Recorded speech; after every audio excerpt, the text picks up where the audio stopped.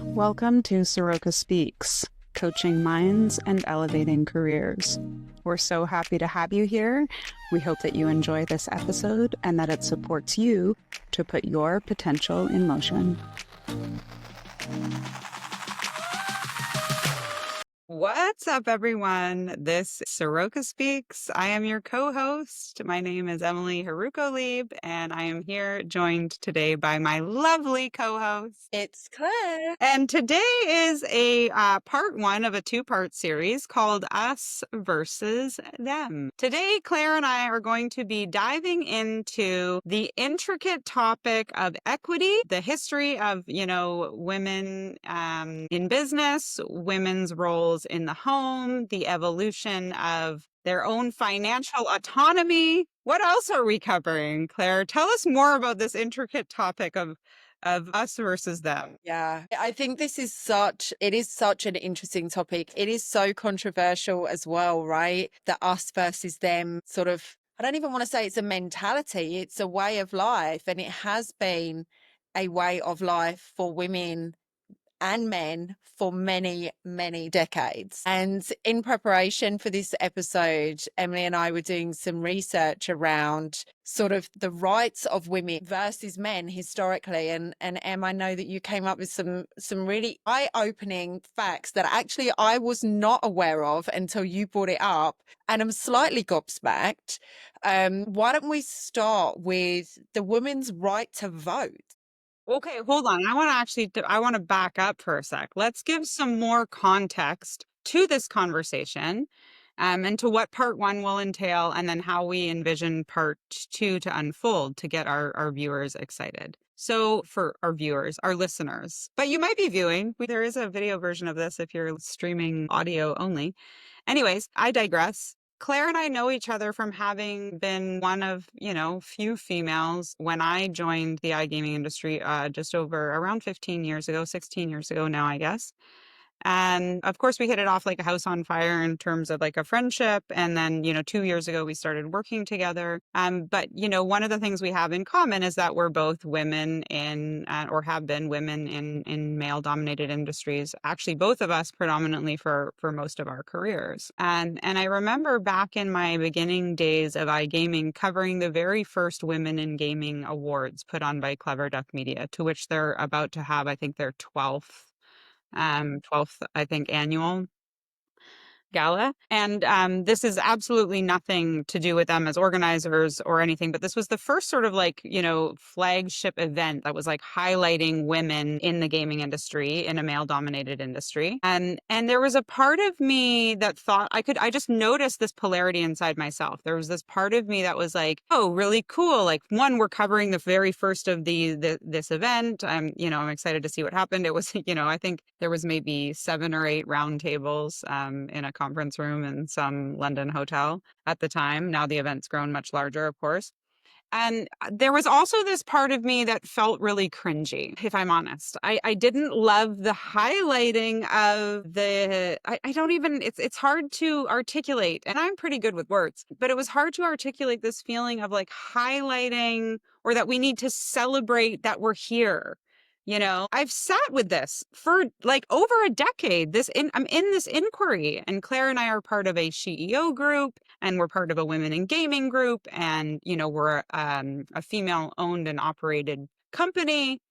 And so there's lots to unpack here. So I think that was just the 2 cents I wanted to add as a bridge to some of these gobsmacking stats. And I think where these stats allow me to keep the cringy part in check and inspire the part of me that is curious or celebratory in terms of continuing to advocate for our gender. And I also just want to say one more thing right now, which is, we chose the title of this episode to be somewhat controversial. I don't know that we often feel that it is an us versus them thing. I think sometimes that feeling is highlighted or comes naturally, but that we're not endeavoring to pick a fight here, more highlighting and hope to educate Some of those that may also feel this is cringy, or some people that, or men that may also not understand where the inequity lies,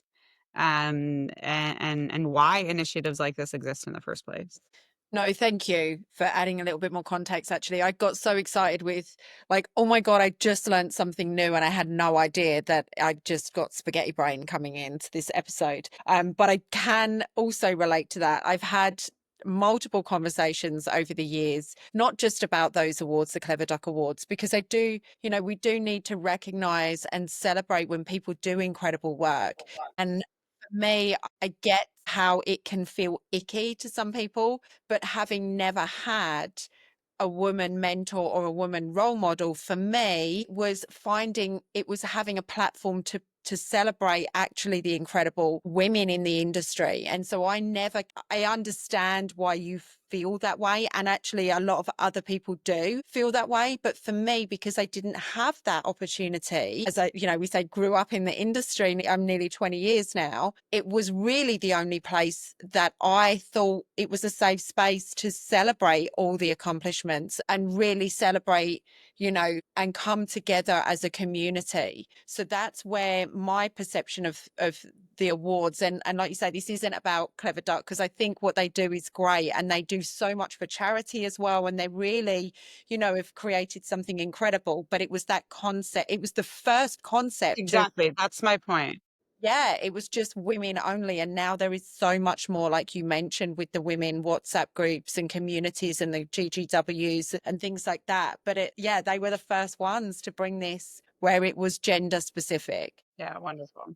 All right. So part of the impetus or inspiration for this episode was that we recorded an episode recently with Moshe Adair from Vegas Kings. And in that, well, two things I want to share. One, we asked him a question about what it was like to navigate, being in this industry and also being a parent and family person. And it was so interesting that he said, nobody's ever asked me that. And as women, we get asked that as mothers in business all the time. At a conference, who has your kids? Nobody's asking the dudes who has their kids. Anyways, and then the other point was that he asked us, what do we think of the state of women in the industry and the evolution and what we would like to see and some of our thoughts? He sort of positioned that back on us. So we thought that, of course, this is an inquiry that we're in all the time, and we wanted to just put it out there and start a greater conversation around it. And so here's what I shared, as I sort of previously alluded to, is that there's a part that feels really cringy for me. And then when you understand some of the stats and some of the journey that just the female gender that the women on,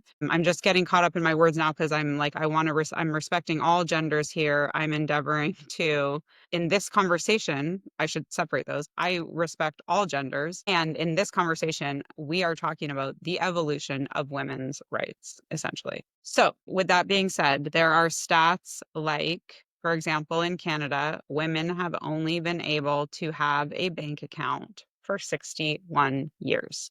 In our parents' generation, without your husband's signature. So not even like you're either, I guess, still belong to your parents or you're some outcast of society if you're not married.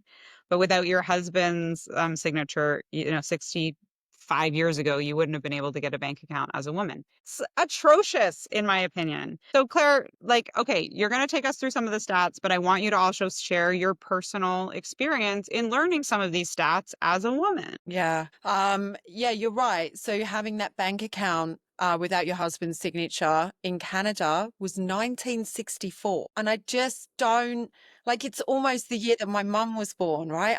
It was just blew my mind that she would not have been able to have her own independence without her husband and have her own money. Like, she's able to go to work and generate money, and what that has to go into her husband's account, knowing that I take care of all of my own finances, right? My husband and I, we do our family finances, but I take my paycheck into my bank. I pay for my own bills. I pay for my own car. I pay for my own fuel. Like, to have to go to my husband and be like, hey, can I have some of my wages? Can I have some of my allowance so that I can go get my hair done, even though it's your money? It's, to me, completely mind blowing. And I get there is a dynamic, you know, different marriages are different, right? My ex-husband, we used to put all of our money into one place.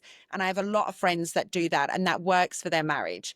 But that's not to say they don't have their own independence and they don't have their own finances, right? Or they have access to the bank account and they're a signature on their own bank account because it's a joint account. So I get that I'm being very specific with my example, and I know there's lots of examples around that.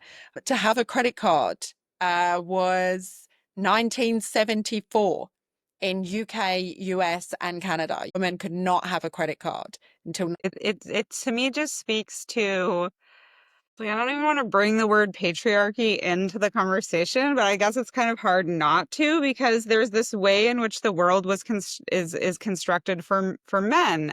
And if you're a man and you don't see that, it's because you live in a world that was made for you. And I think as a woman, we are consistently confronted with the fact that the world was not designed for us. Even as you were sharing that, I'm a divorced single mom. So what? First of all, I probably to get divorced back then would have been, I don't even know how long. I know you could, but then what? You're going to get divorced and then you can't have your own bank account? Like, I don't even, what happened? I'm sure there's story. Like, I want to know what happened to those women, right? Or you're just under your husband's financial, like, I just don't even get it. You got a bunch of cash stashed under your mattress? Like, how you living, sister? Not sure.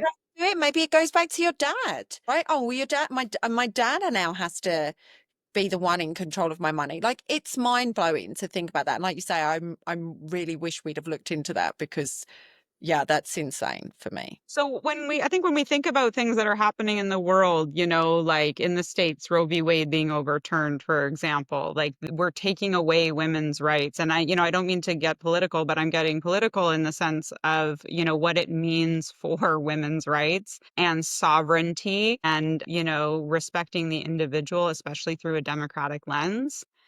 And, there are some other things around just our ability to influence politics, our ability to vote, our ability to like be influential members of society. This one was a little, we could vote before we could get credit cards, Yes.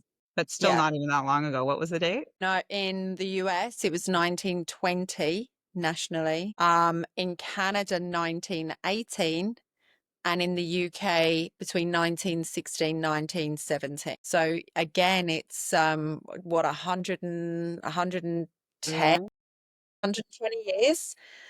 Like, yeah, it's crazy. It's crazy. I mean, we've come a long way, right? Of As course.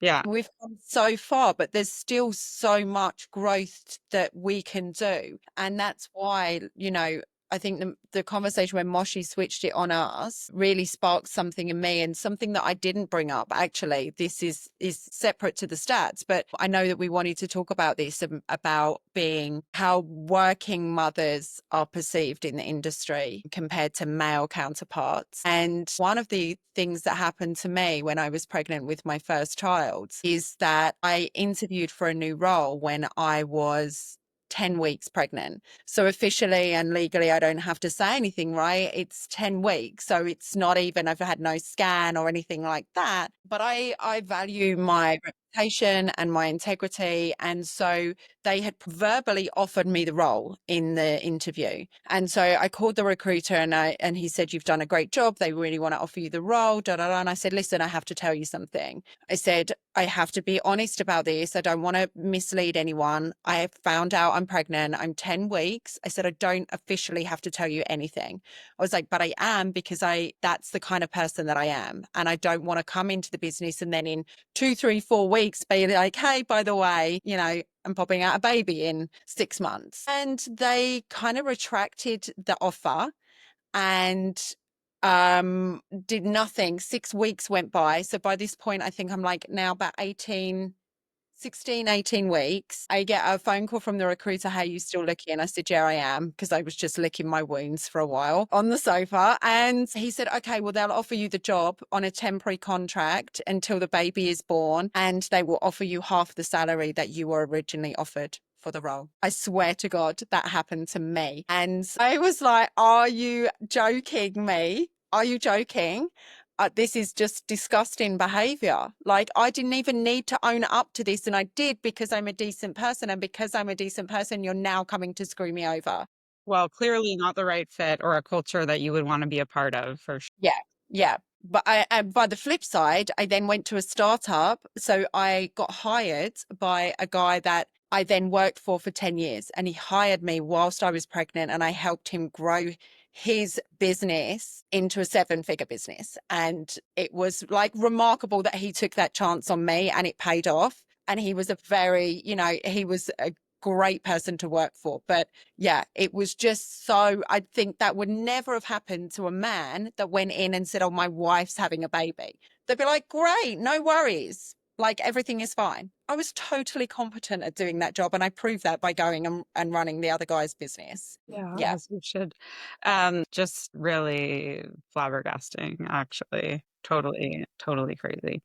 In part two, we'll get into some of the gender pay gaps, and some of that reporting and equity in our subsequent conversation, because I think that that is one way in which we still continue to need to, you mentioned we've come a long way, and where we still have a lot of work to do is in this realm of, pay equity. But there is other implications of how, gender bias impacts our performance, the workplace, even the bias at home, or if you are a working mother, which, by the way, I will just add, I often have said and have some working mom friends that believe you want something done, give it to a working mom. She will schedule that shit and she will get it done. If she, like, give it to a high performing working mother, man, Yeah.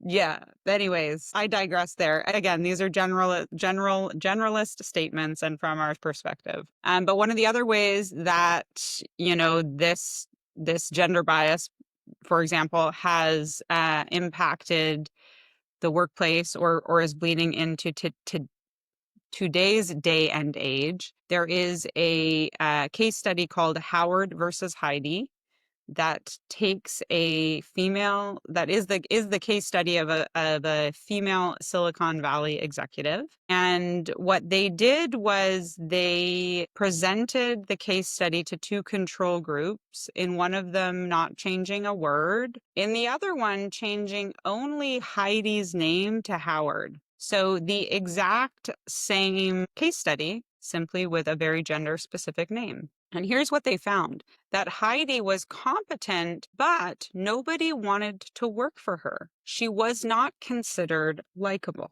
Howard is competent, and people really want to work for Howard. They really like him. Same exact case study, and that was the essence of the impact that it had. Objective measures were absolutely identical. They were seen equally as competent, but Howard more likable and someone you'd want to work for, while Heidi perceived aggressive and unlikable. So women are constantly dealing with this likability tax. And you mentioned something the other day in our recording with Moshe about, you got to be a top performer, and you got to do a mom, and you got to be this, and you got to look good while you're doing it. Yeah. It's like there's this additional pressure, I think, that we feel as women, or at least I can speak for myself, that I feel that, yeah, go do all the things and make sure you're aesthetically pleasing when you do it, right? Uh-huh. Yeah, absolutely. Absolutely.